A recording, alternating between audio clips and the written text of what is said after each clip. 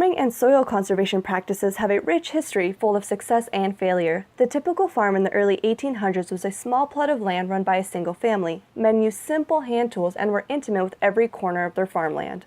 Subsistence farming such as this had low impact on soil, so farmers may have never fully understood the value of the soils they stood upon. In 1837, John Deere invented the steel plow, which revolutionized farming by allowing farmers to quickly turn and aerate their soils.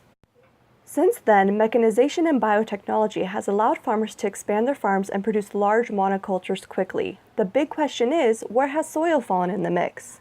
This piece of land has been farmed for about 100 years, and I've noticed that in a lot of places around the soil has sunk into the farm and degraded, eroded away.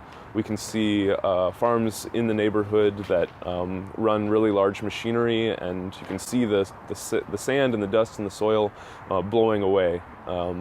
And in a lot of places around the world right now, erosion causing really big problems in water quality, air quality, and farms are becoming less productive.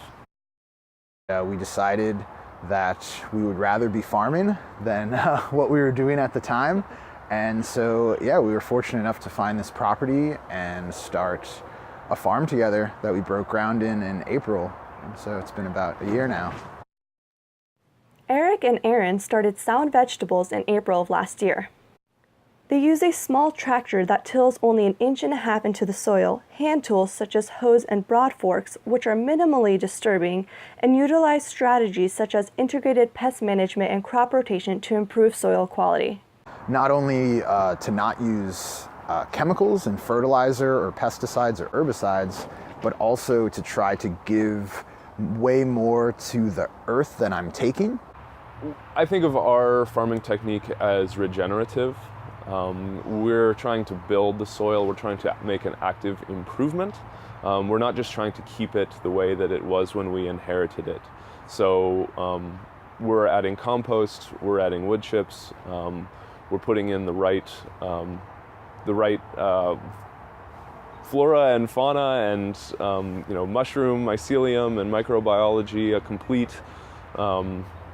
complete spectrum of the biology on the planet into our farm. And when we leave in, be it 5 years or 35 years, we're really looking forward to having it be, a robust, productive piece of land, which is not the way that it was when we inherited it. There are in fact many farms like Sound Vegetables in the area, such as 21 Acres and Lettuce Love, which focus on rebuilding the soil as they produce on it. They focus on small-scale plots, which enables them to keep track of what is happening to their soil. We asked the farmers from these farms some questions about how owning a small farm helped in managing their soils. So I work with a lot of farmers who are on very small scale plots, so from 1/4 of an acre up to say 40 acres, so quite small when we look at the world's scheme for farming. Their practices are going to be very different from a 500 to several thousand acre farm. So while I can't speak to a sustainable, extremely large farm, the farmers I do work with are looking at practices like low-till or no-till, soil regeneration, using organic seed, extremely low fossil fuels, so getting rid of their tractor or using alternative methods. 21 Acres is a nonprofit organization that works to reconnect people back to the origins of their food. They have their own farm and connect with local farmers in the area, creating a community of support and a place where people can share their methods.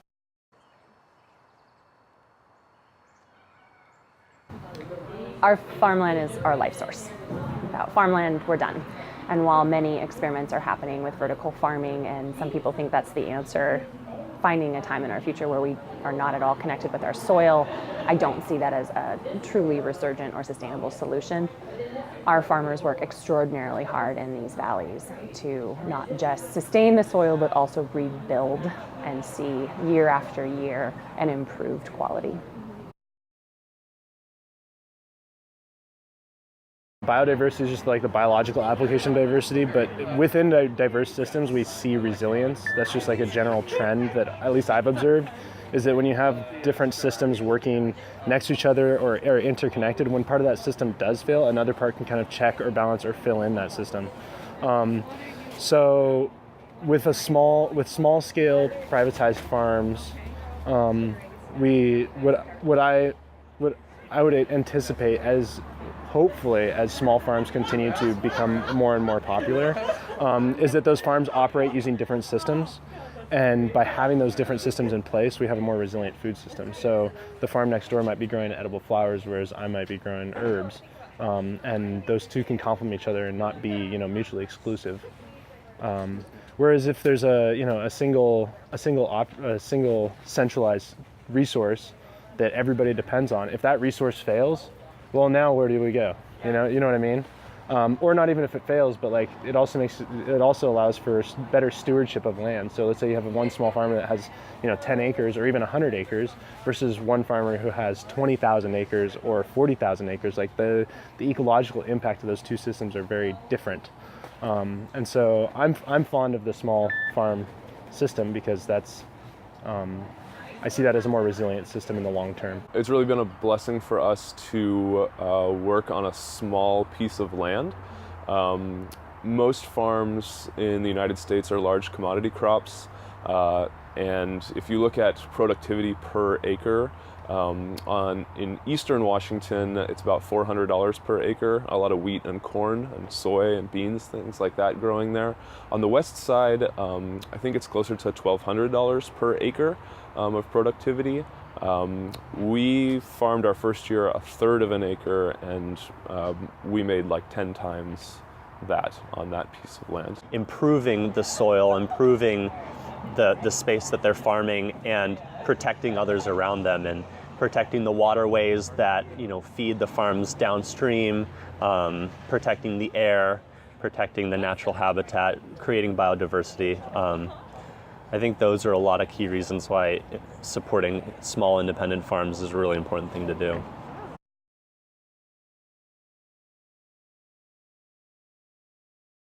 We don't own a tractor or anything like that.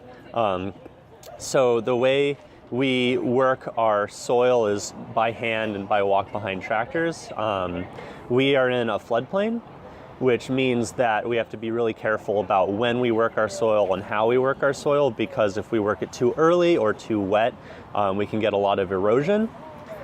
So we're a little slower to start in the beginning of the year, and at the end of the season we have to be really diligent about cover cropping, because the root systems and having something growing on the land year-round ensures that we don't lose the topsoil that's so critical to our ability to farm that piece of property.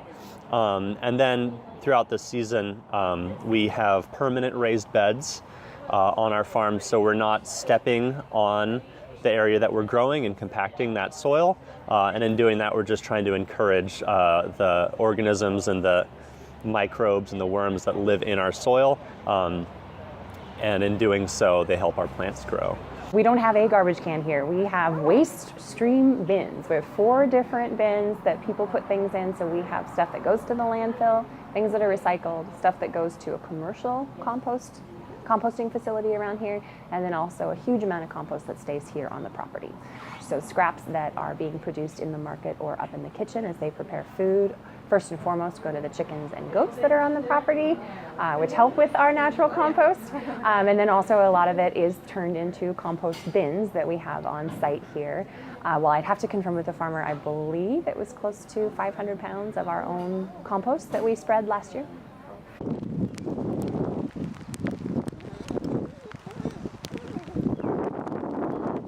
One thing that we saw on our farm over the past 10 years is heavy amounts of tilling. So rototilling has benefits. It allows the soil to become very friable, allows it to dry out.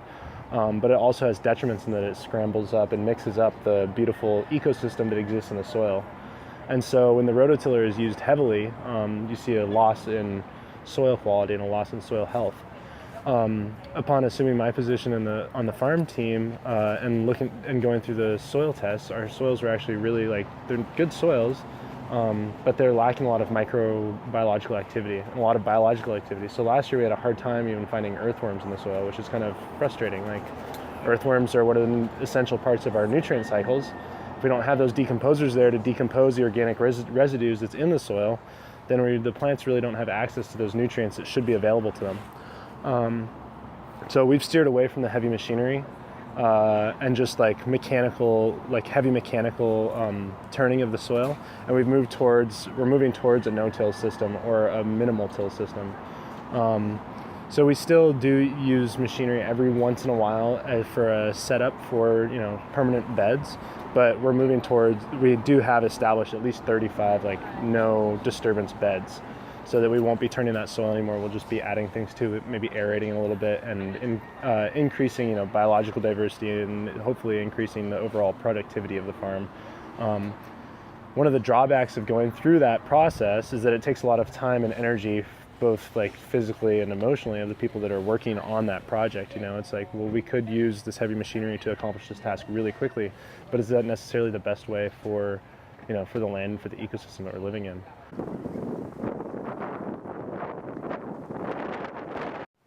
We now know that soil is the foundation to society, not only because it results in high agricultural yields, but also because it is the key to ecosystem and environmental health.